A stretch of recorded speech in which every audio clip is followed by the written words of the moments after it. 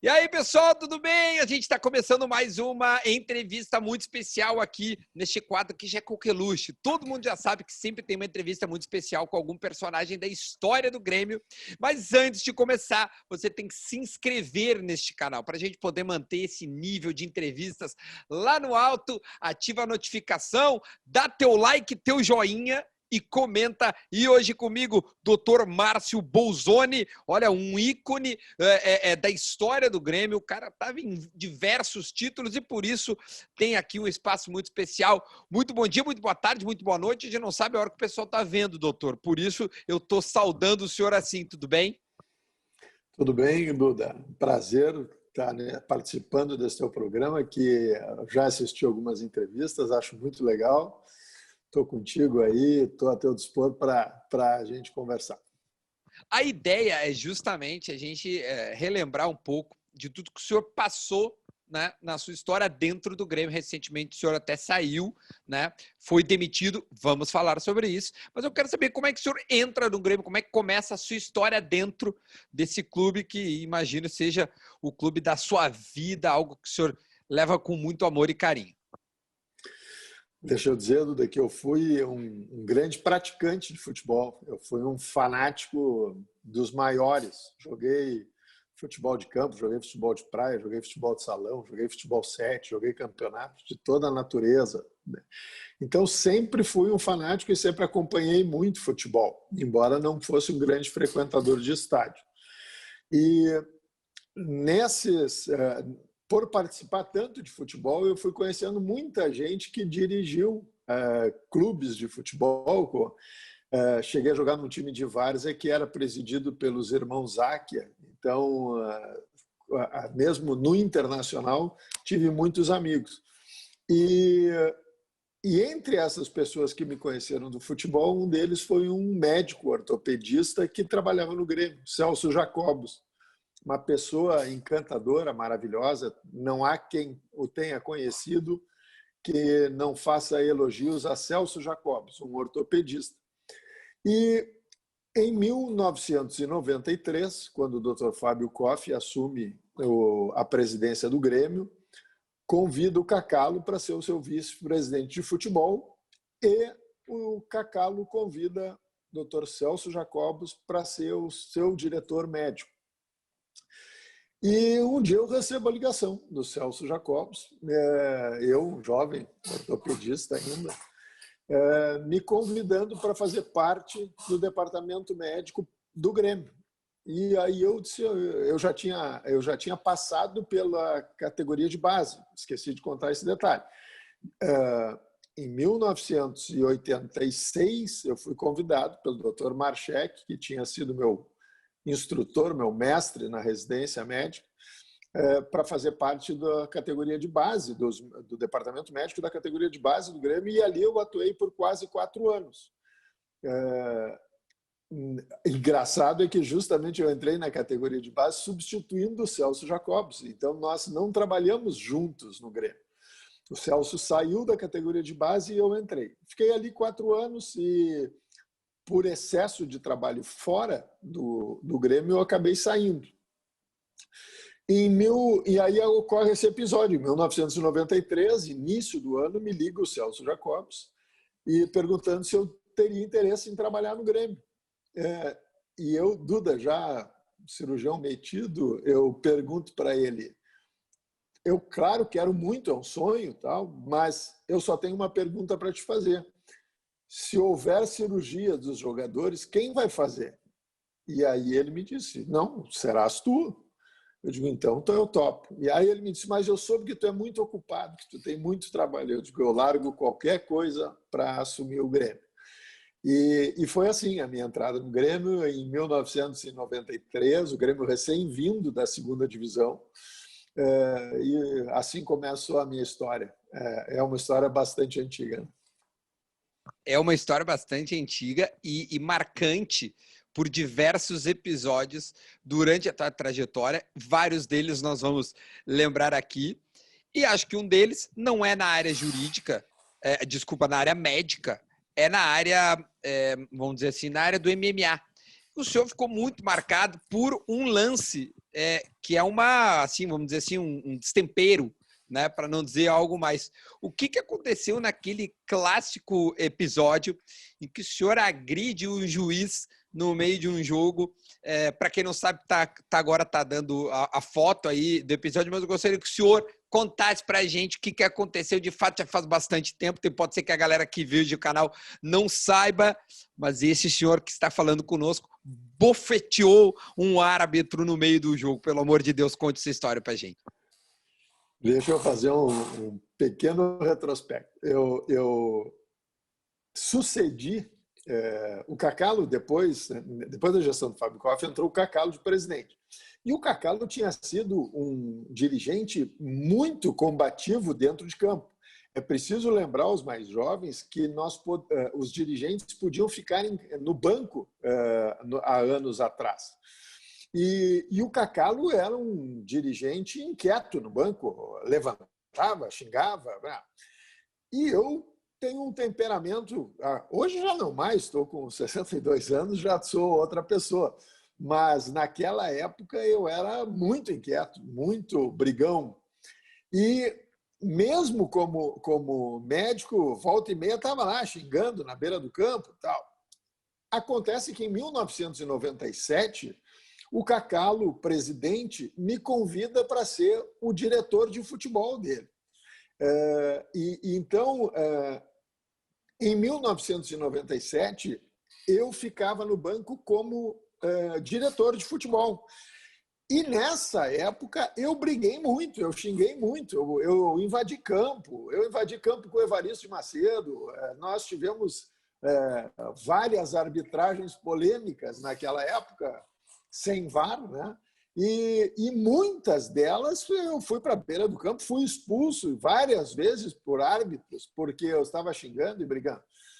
Bom, eu só fui diretor de futebol em 97, nós ganhamos aquela Copa do Brasil, que é uma coisa da qual muito me orgulho. E ano seguinte, foi eleito... Não, em 99 foi eleito Guerreiro, no final de 98. E em 1999, nós vamos para uma final da Copa Sul. Copa Sul, claro, Copa Sul. E a Copa Sul, o Grêmio foi decidir contra o Paraná, um jogo aqui, um jogo lá, com a possibilidade de um terceiro jogo.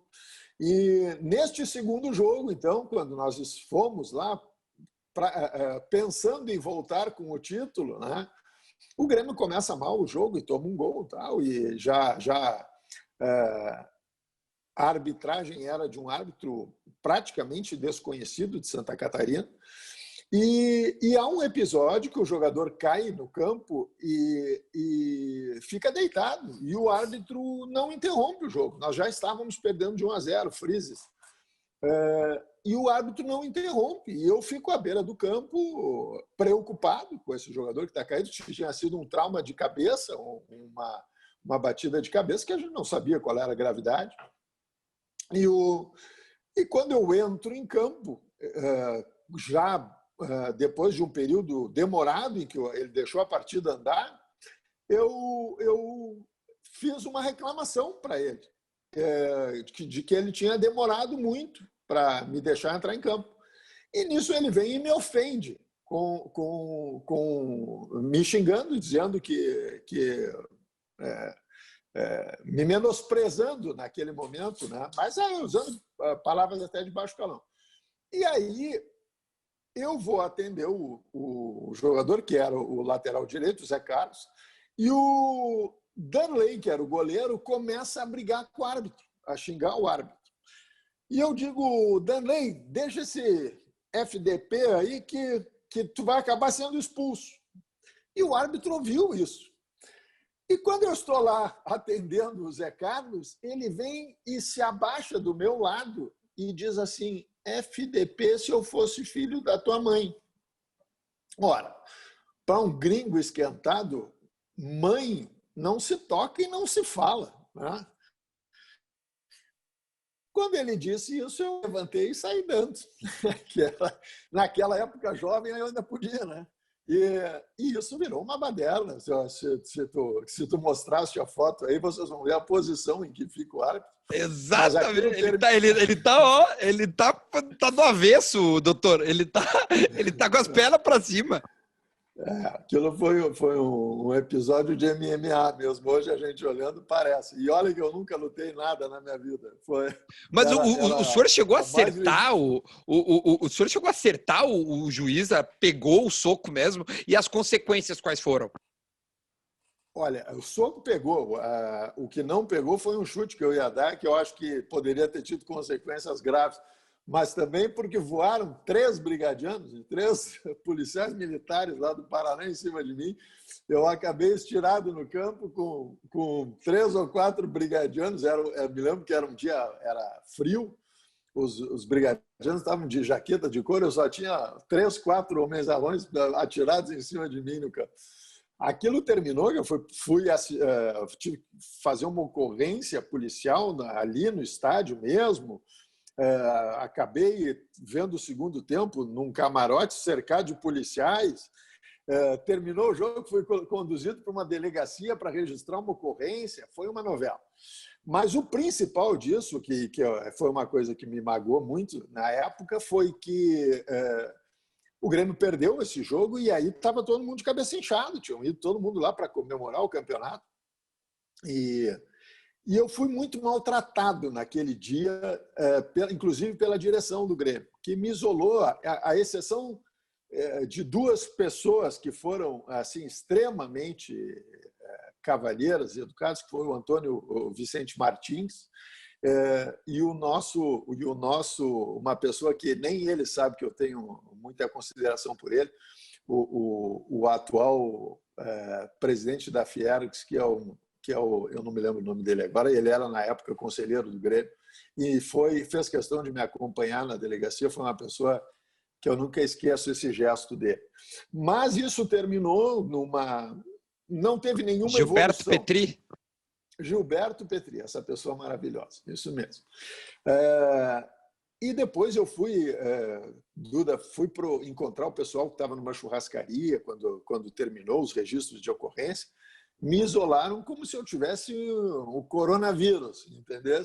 E depois, quando fui para o aeroporto, da mesma forma, o treinador era o Celso.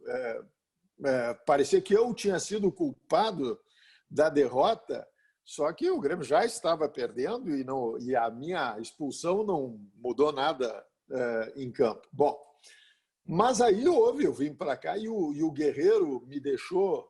O Guerreiro, que quero fazer um parênteses, é muito meu amigo, é uma pessoa com quem eu me relaciono até hoje, uma pessoa que teve a gentileza de me telefonar quando eu fui demitido do Grêmio.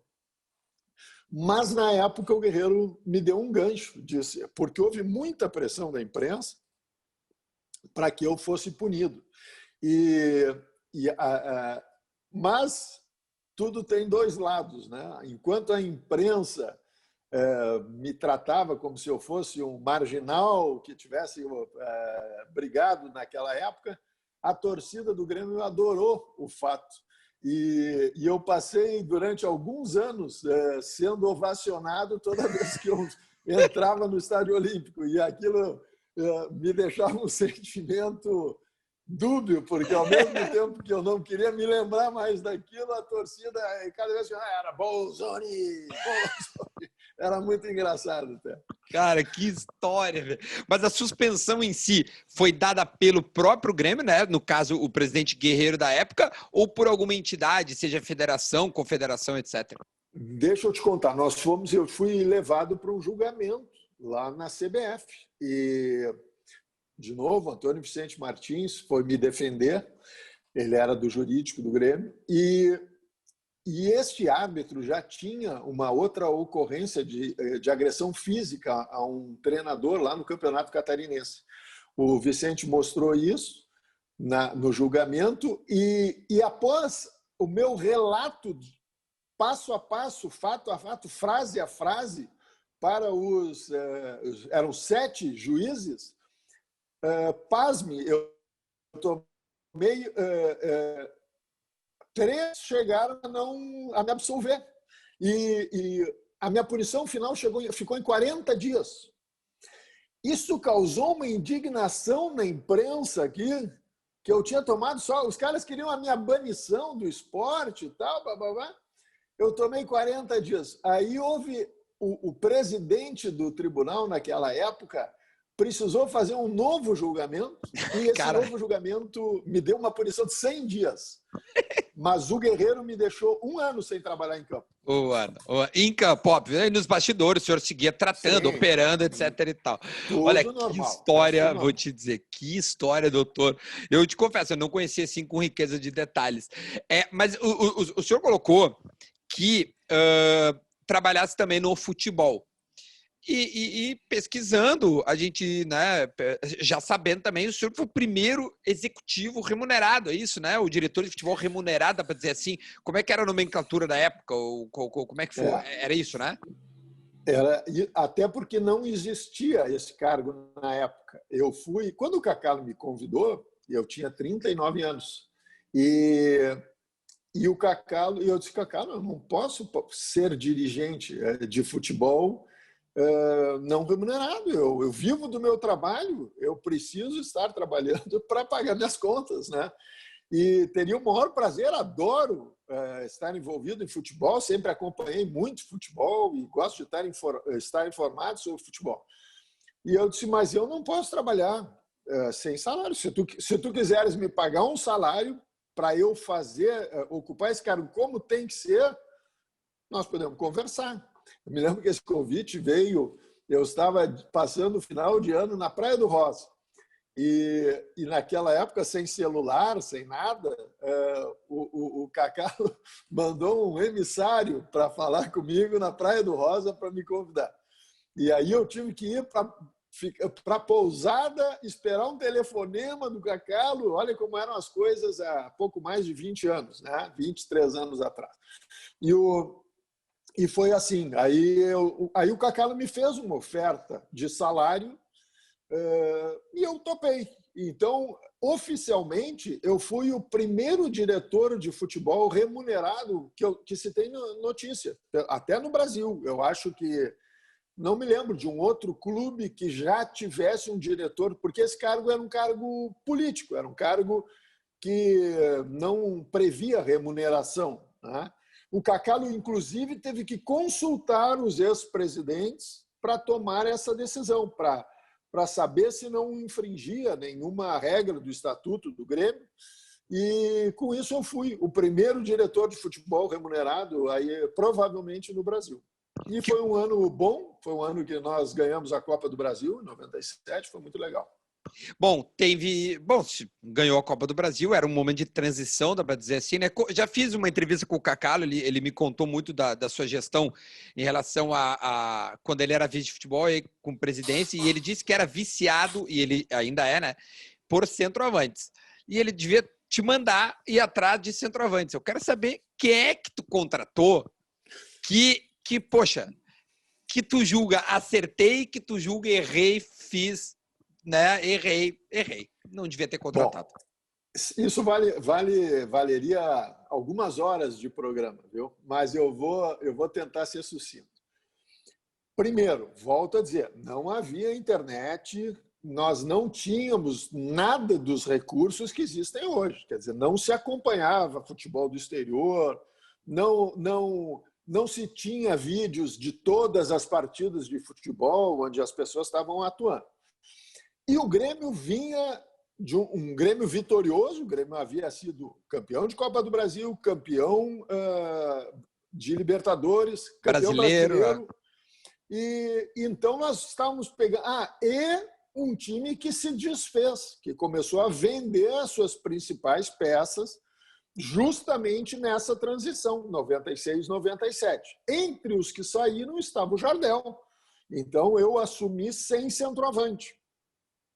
E nós começamos uma busca desenfreada atrás de centroavante. E aí surgiu o nome de um centroavante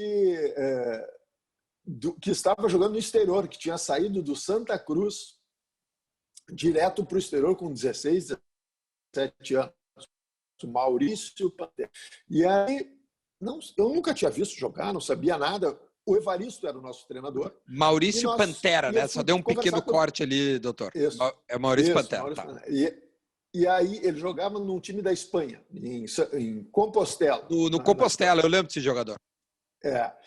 E aí, mas eu nunca tinha visto. E o Evaristo, que era uma pessoa, um cara que adorei trabalhar com o Evaristo, uma cultura e sabia tudo de enxergar o jogo.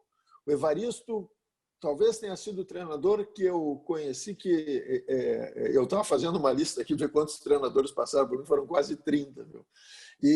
E o Evaristo certamente era dos caras com uma das melhores leituras de jogo. O Evaristo era o cara que falava no intervalo e o jogo mudava, ele ajeitava o time, era uma coisa impressionante. Mas o Evaristo não dava opinião sobre contratações.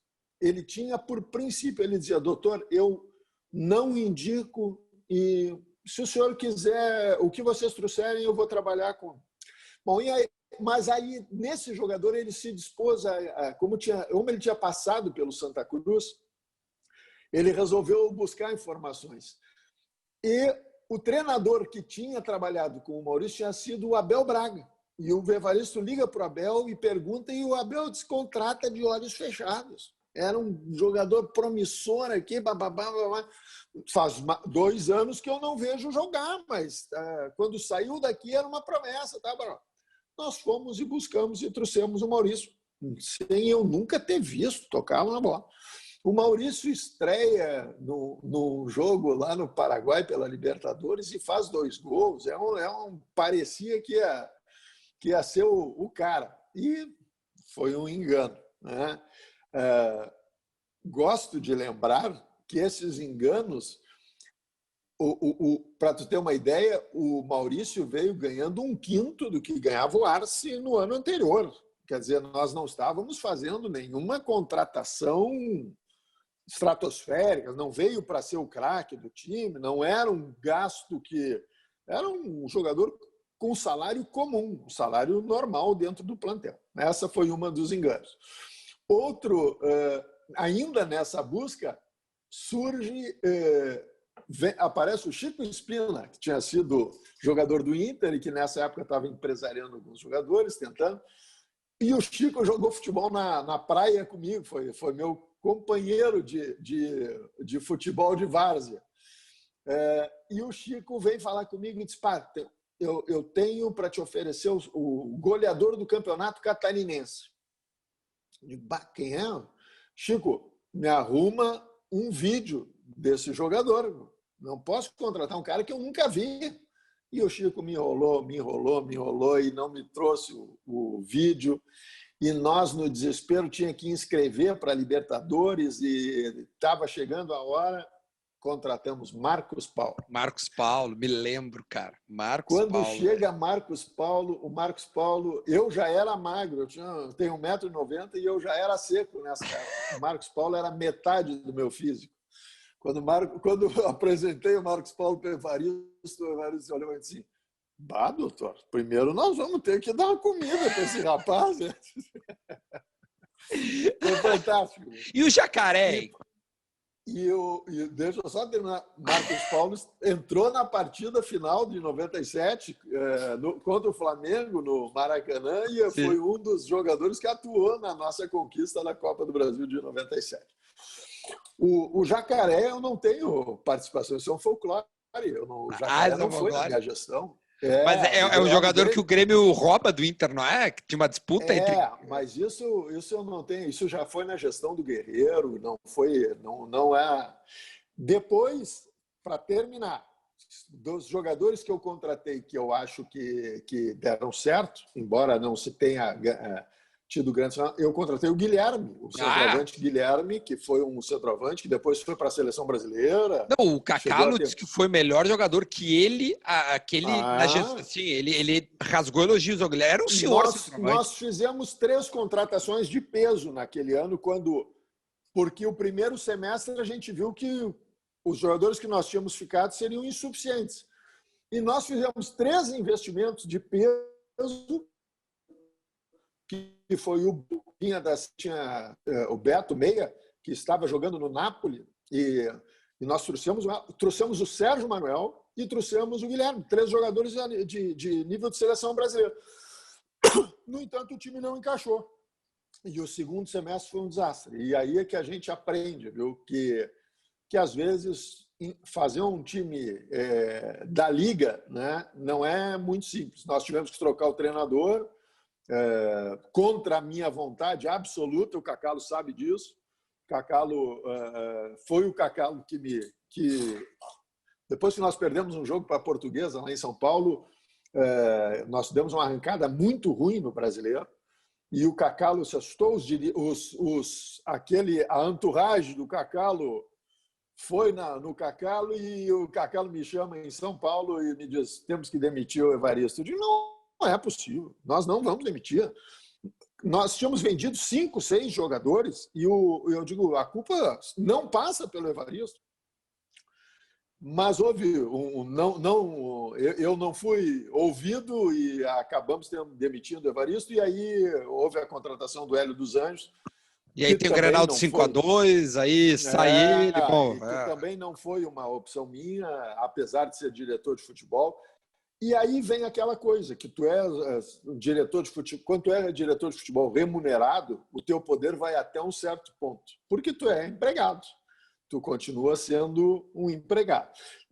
Frise-se, nessa época, quando o Cacalo pediu que eu demitisse o Evaristo, eu botei meu cargo à disposição, eu queria sair. E aí o Cacalo me disse: agora que tá ruim, tu vai me largar? E eu disse: não, tu tem razão, deixa as coisas melhorarem e aí eu saio. Na profissão estava ficando muito difícil, porque eu continuei tocando meu consultório, cirurgias, tudo. Então, houve um momento, aí em 97, que a coisa estava bem difícil, mas mesmo assim eu segurei as pontas, fui até o final do ano, quase até o final do ano, porque aí quando, num resultado ruim lá na U, nós chegamos a ter um mínimo risco, era um risco assim, quase de acertar uma loteria, que a gente poderia cair em 97. Mas, felizmente, o resultado nos foi favorável. Nós jogamos na última rodada contra o Fluminense, que já estava rebaixado, e o Grêmio ganhou, e nós acho que ficamos em 14º, 15º, não tivemos nem perto da zona de rebaixamento. E aí o senhor volta para DM, para departamento médico, é onde o senhor é craque, senão não trabalharia tanto tempo dentro de um clube do tamanho do Grêmio. A pergunta é, as diferenças de um departamento médico da época de 90 e poucos, falou aí 23 anos, né? De 93 para cá são 27. Para hoje em dia, né? O senhor saiu, era 2018, se eu não me engano, pode ser? 2018? Que o senhor 2018. Sai? É 18. Está completando depois de amanhã 2 anos da minha demissão. Olha, cara, então a gente está gravando essa entrevista no dia 18 de setembro, então o senhor saiu dia 20 de setembro. É isso, né? 20 de setembro. Mas a pergunta a pergunta direta: quais são as diferenças principais de um departamento médico nos anos 90 para hoje em dia? No Grêmio, né? No Grêmio. Vamos pegar, vamos recortar. Mudou completamente, Duda. O futebol mudou completamente. Nesse período de 27, 30 anos, tudo se melhorou. Nós tínhamos, na época, uma fisioterapia amadora, completamente amadora. Os massagistas faziam o tratamento fisioterápico, entre aspas, dos jogadores. Lá naqueles anos, nós introduzimos o primeiro fisioterapeuta formado para trabalhar com os atletas, deixando de ser uma coisa absolutamente empírica e amadora. A preparação física evoluiu de uma maneira absurda, os controles do próprio condicionamento da saúde dos atletas, tudo mudou. Hoje, o futebol, eu acho que ainda há muito amadorismo em algumas áreas inaceitáveis. Acho que o Grêmio está vivendo uma situação, até mesmo no departamento médico, inaceitável. Mas houve uma evolução muito grande em termos de equipamentos para tratamento, métodos diagnósticos. em termos de medicina de futebol, houve uma evolução tremenda, embora em alguns momentos se queira até introduzir métodos não científicos, não aprovados. Nós tivemos recentemente, no Grêmio, enquanto estava lá, enfrentamentos com tentativas de impor métodos absolutamente não, sem comprovação científica, sem respaldo da ciência, às vezes até tentando ser introduzidos por pessoas do futebol, por jogadores, por treinadores, por assistentes de treinadores, que na verdade não configura evolução, configura até um atraso, tu voltar a querer fazer métodos que são absolutamente fantasiosos, sem nenhuma comprovação científica, prometendo milagres de cura ou rapidez de recuperação. Como o DM, no caso, ou como o senhor, enquanto médico no Grêmio, participava de alguma contratação? Como é que era isso? Participar, o senhor entende, né? Como é que é? Ligavam, estamos contratando fulano. Vai para o senhor? Qual é a timeline de uma contratação e onde entra o departamento médico? Bom, o departamento médico tem que examinar cada atleta que vem para o clube. Então, vamos falar do período que eu atuei como médico exclusivamente, porque às vezes, conforme eram os dirigentes, eu era um palpiteiro, né? Eu muitas vezes me dei ao luxo de dar opiniões sobre contratações quando havia mais intimidade eu ia perguntar, com os dirigentes. Quando pedido ou por vontade própria? Ambos. Não, mas nunca me furtei não de dar opinião se eu pudesse.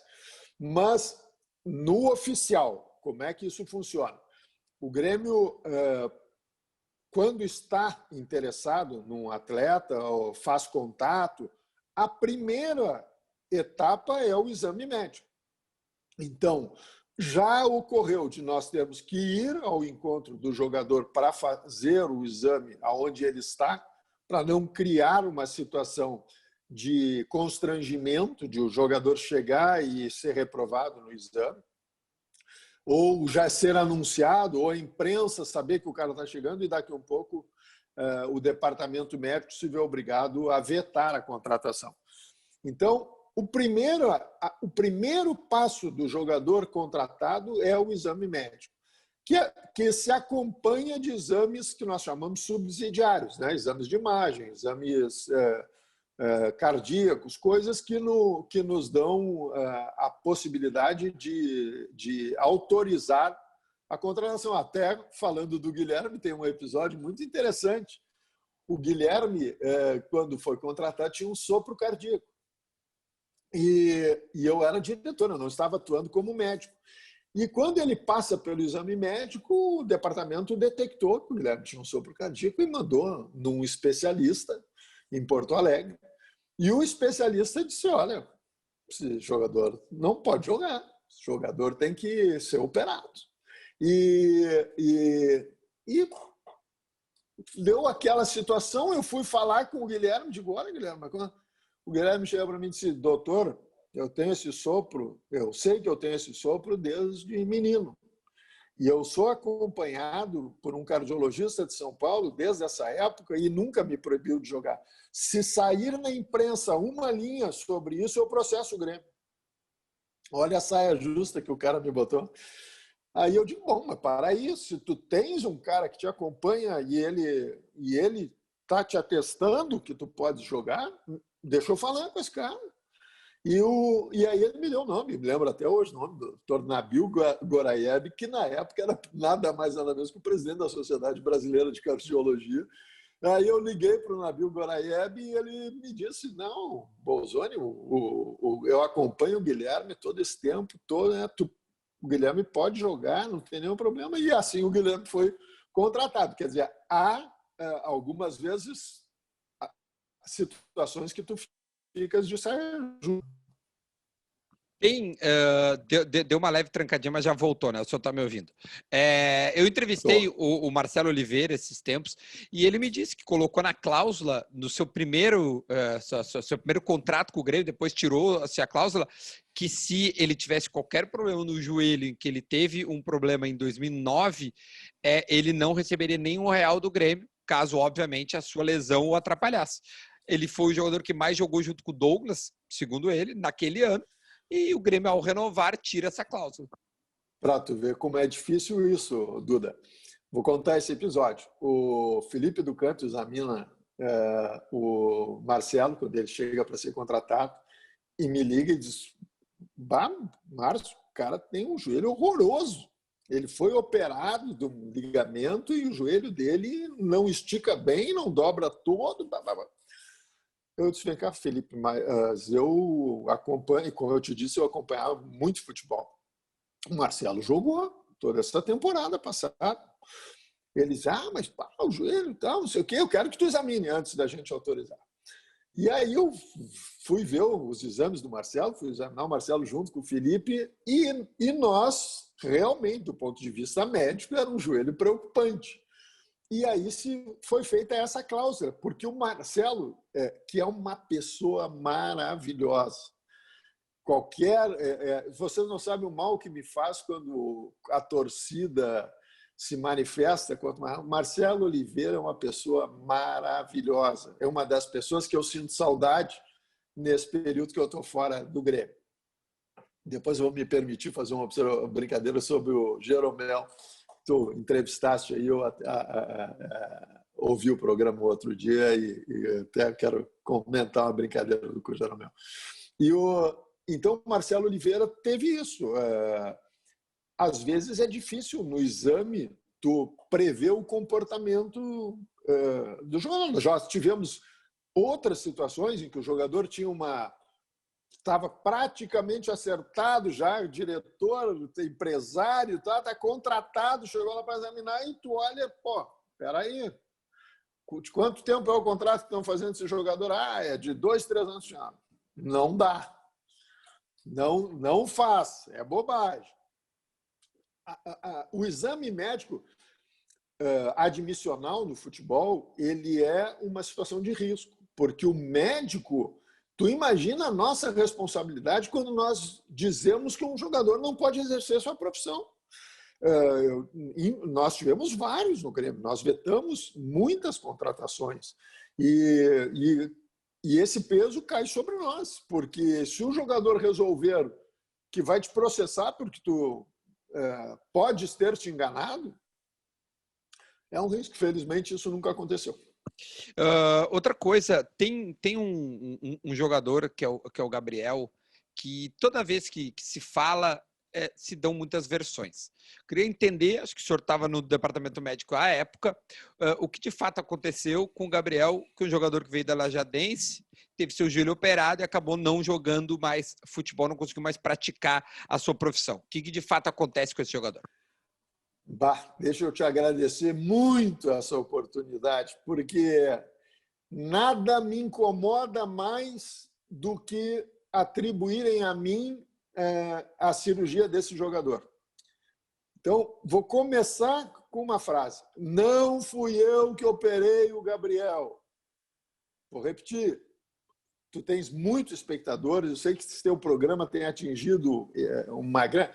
Porque por mais que eu tenha dito ao longo desses anos, volta e meia eu vejo alguém escrevendo sobre críticas. Não fui eu que operei o Gabriel, eu não estive na cirurgia do Gabriel. Então agora eu vou te contar um episódio. O Gabriel faz uma lesão numa viagem. O Grêmio estava fora daqui, o Gabriel, num treino, rompe o cruzado anterior. Vem para Porto Alegre, faz os exames e o diretor médico da época, porque naquele momento Fábio Koff tinha criado um Instituto de Saúde do Grêmio, uma coisa muito esquisita, que havia um presidente e 5 diretores médicos no Grêmio. Foi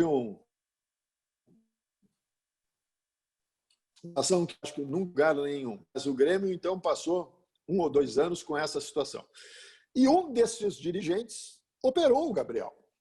Foi um período que não chegou a durar um ano, onde foi o único período de toda a minha estada no Grêmio em que eu não operei os jogadores. Esse jogador foi operado e a evolução foi muito ruim. Esse jogador teve infecção, que é uma coisa possível de acontecer, mas que deve ser tratada adequadamente e o problema resolvido. Mas não foi o que aconteceu. Ele teve uma evolução ruim e acabou no que todo mundo sabe, um jogador que não conseguiu mais praticar sua profissão. Mas eu não tenho mas nada quem a ver é com que... isso. Mas eu posso perguntar para o senhor quem operou o jogador? Ou, Olha, enfim, o senhor fica à vontade para responder. É uma pergunta que jornalisticamente eu me obrigo a ser feita, já que tem uma hora que o senhor fala assim, olha, aí tem um médico que opera, aí eu sou quase que obrigado, mas fica à vontade. Não, eu Se o senhor preferir dizer, não mas falar, vou te tudo dizer, bem. eram um dos dirigentes médicos do Grêmio no início da gestão do Fábio Koff, e o Gabriel foi operado em 2014, eu acho que foi, e acho que sim. Mas quero que fique muito claro para o teu público e, se possível, para toda a torcida do Grêmio, que não fui eu, não foi o doutor Felipe. Nós que trabalhávamos, que éramos os médicos que prestavam atendimento para o Grêmio naquele momento, não tivemos nenhuma atuação. Quando o Gabriel teve uma situação já de desconforto, de desconfiança com o médico que o tinha operado e com os médicos que vinham lhe dando atendimento, nós encaminhamos o Gabriel, até para que isso não houvesse confusão, não nos atribuíssem responsabilidades, nós encaminhamos o Gabriel para um colega em São Paulo, um médico de renome em São Paulo, o Dr. René Abdala, e a partir daí o René Abdala que conduziu o tratamento do Gabriel, mas a situação já estava muito grave, muito evoluída, e mesmo com as reintervenções, o Gabriel nunca conseguiu voltar a jogar futebol. O senhor disse que não operou o Gabriel, está bem claro.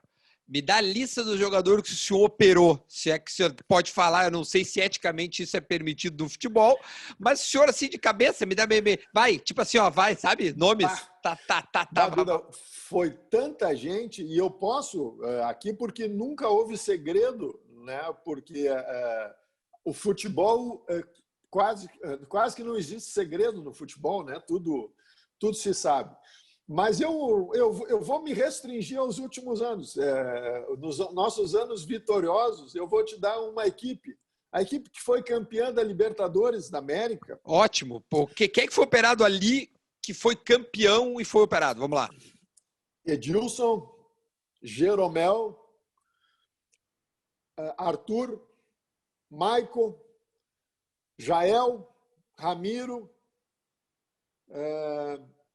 acho que desse, mas tá bom, né? Quanto futebol, menos, melhor, só para avisar, né? É bom que não opere. Mas de um time de futebol, tu vê, eu tive na decisão da Libertadores 6 jogadores e na decisão e lá no Mundial, como o Arthur não foi, mas foi o Michel. Aliás, na decisão da Libertadores estava o Michel, que eu tinha operado, o Maicon é que não está, e no Mundial saiu o Arthur e entrou o Maicon. Então, nessas duas situações, eu tinha em campo 6 jogadores.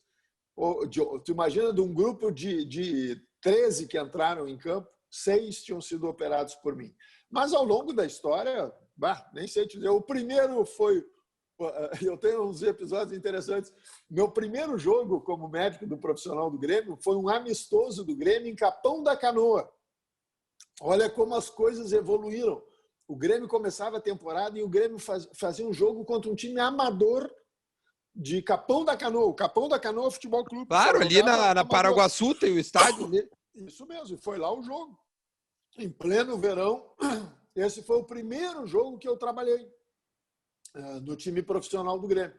Na verdade, não foi o primeiro, porque quando eu estava na base, eu fiz um jogo do Grêmio em Criciúma, mas foi o segundo jogo. E o jogo, o Emerson, goleiro, quebra a perna. E o Alarico, que era médico também do Grêmio há muito mais tempo que eu, estava na arquibancada assistindo o jogo, porque era um programa naquela época, no verão, e assistia esses jogos.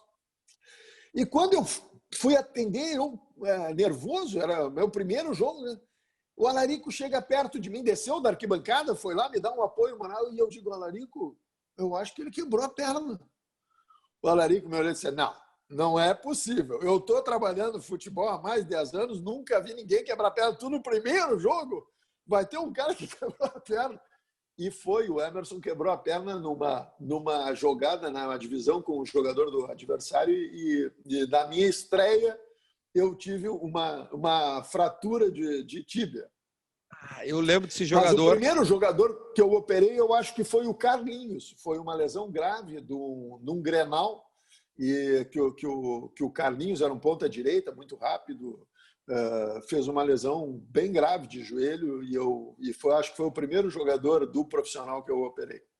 E agora eu quero entender, o senhor, por que o senhor foi demitido do Grêmio? O senhor sabe? E quanto tempo? Porque quanto tempo deu de 93 a 2018? São 25 anos. Então, após 25 anos prestando serviços ao clube, por que o senhor foi demitido? Eu não sei, Duda.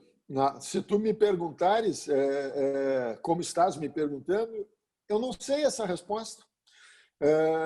Eu passei por momentos de turbulência no Grêmio e houve um momento que eu esperava ser demitido. Quando eu saí de diretor de futebol, em 1998, quando terminou a gestão do Cacalo, eu tinha tido muita afinidade com aquela direção, com o Cacalo. O Cacalo foi um amigo naqueles anos. E a eleição, ao final da gestão Cacalo, a eleição foi muito acirrada, foi uma disputa política com muita turbulência, foi uma coisa quase que com ofensas de parte a parte. E aí, quando o Guerreiro foi assumir, eu me apresentei no Grêmio imaginando que eu ia ser demitido, porque sabiam que eu tinha uma afinidade com uma gestão anterior. E ao contrário, o diretor de médico da gestão do Guerreiro foi o Luiz Eurico Valandro, que era um colega ortopedista, uma pessoa adorável. E naquele momento, quando eu fui para a reunião, disse até para minha mulher, acho que hoje eu venho demitido do Grêmio. Quando nós fazemos a reunião, o Valandro diz para mim, Bolzoni, eu gostaria que tu ficasses de coordenador médico aqui do departamento. E eu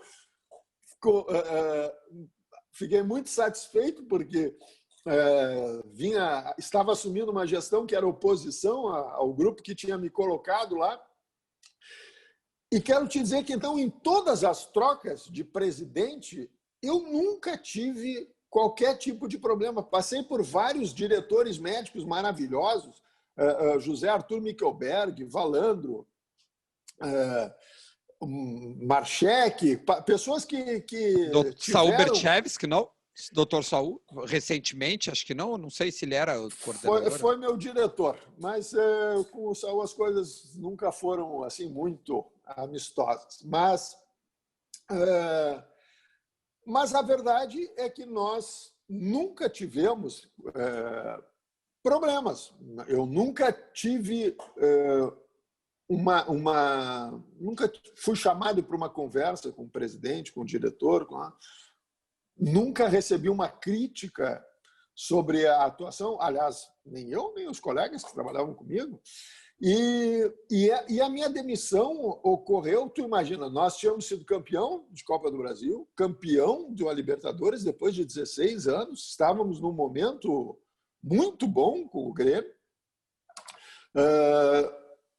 E, para minha surpresa, eu estava viajando, recuperando um período de férias que não tínhamos podido gozar, porque o Grêmio jogou o Mundial final de dezembro. Nós voltamos daquele Mundial e dia 4 de janeiro o Grêmio se apresentou para trabalhar, para treinar para o Gauchão, que começava logo em seguida. E só se do principal se apresentaram os médicos, massagistas, o restante do grupo, desculpa, o restante do grupo só se apresentou mais tarde. E então nós tínhamos já uma combinação de que tiraríamos, nós, os 4 médicos que atuavam no departamento profissional, tirariam suas férias de 15 dias ao longo do ano. E quando eu estava viajando em férias, eu fui comunicado que o Dr. Felipe do Canto tinha sido demitido, é o Felipe que me ligou, e eu fico sabendo que a imprensa já estava noticiando a minha demissão. Eu nem estava no Brasil, não tinha sido comunicado de demissão, e já os jornais publicavam a minha demissão. E até hoje. E aí, no dia que eu me apresentei no Grêmio, que não foi dia 20, foi dia 21, o Duda Kreff, uma pessoa que eu sempre tive o maior respeito e tive a satisfação de poder ser médico dos filhos dele, para minha surpresa, marca um horário para falar comigo. E quando eu questiono o Duda, vem cá, por que é que eu estou sendo demitido? Ele disse, não sei te dizer. Eu digo, como? Como tu não sabe me dizer? Pois é, tem um ranço. Como assim, Duda? Tem um ranço? Eu trabalhei 25, eu estou aqui 25 anos, eu vou ser demitido sem ninguém me dizer por que eu estou sendo demitido. E se há um ranço com o departamento médico, por que somos eu e o Felipe que não sendo demitidos? Por que não? Então não é todo o departamento? Por que não há uma? Pois é, não sei te dizer. Exatamente isso, Duda. Tu imagina como é que tu sai de um clube que tu trabalhaste, somando os 4 anos de categoria de base, eu trabalhei por 29 anos no Grêmio. 29 anos, o Grêmio fazia parte da minha vida. Não havia programação da minha vida sem que incluísse a agenda do Grêmio, o calendário do Grêmio. A minha vida, durante 25 anos, foi governada pelas ações do Grêmio. Eu imaginei que essa relação jamais acabaria. Eu jamais imaginei que um dia eu poderia ser pessoa não grata no Grêmio, que eu poderia ser uma pessoa que não pudesse frequentar o vestiário do Grêmio, frequentar os jogos do Grêmio. E eu fui demitido de uma maneira que foi extremamente constrangedora, indelicada. O presidente Romildo Bolzano, que tem uma história de 5 anos no Grêmio, eu tenho 30. O presidente Romildo Bolzano tem 5 anos de história no Grêmio. Não me deu um telefonema para me dizer por que eu estava sendo demitido. Então, eu saí do Grêmio muito magoado. De fato, eu acho que eles conseguiram, se eles queriam realmente me deixar chateado, conseguiram.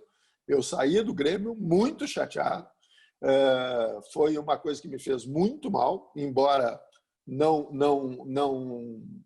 tenha mudado a minha vida profissional fora do Grêmio, que felizmente tenho uma vida ativa que me gratifica plenamente, mas realmente foi um encerramento muito longe do que eu imaginava. Mas em nenhum momento passou pela cabeça do senhor, porque foi logo após a cirurgia com o Jael, não chegou a passar sobre isso, que isso pudesse ser um dos motivos? O que acontece? Vou te contar em detalhes o que aconteceu naquele momento. Eu viajei no dia 7 de setembro. Dia 6 de setembro é uma segunda-feira e eu estava no Grêmio. E o Jael, naquele fim de semana, tinha tido um incômodo no joelho. E eu examinei o Jael na segunda-feira. Fui na sala do Renato e disse, Renato, o Jael tem uma lesão de menisco que nesse momento é cedo para dizer se precisa operar. O joelho não está inchado, o Jael está com poucos sintomas. Acho que vale a pena ver se ele recupera, porque tinha um Grenal logo em seguida. E claro que se ele operasse, ele estaria fora do Grenal, e se ele melhorasse, talvez pudesse jogar o Grenal.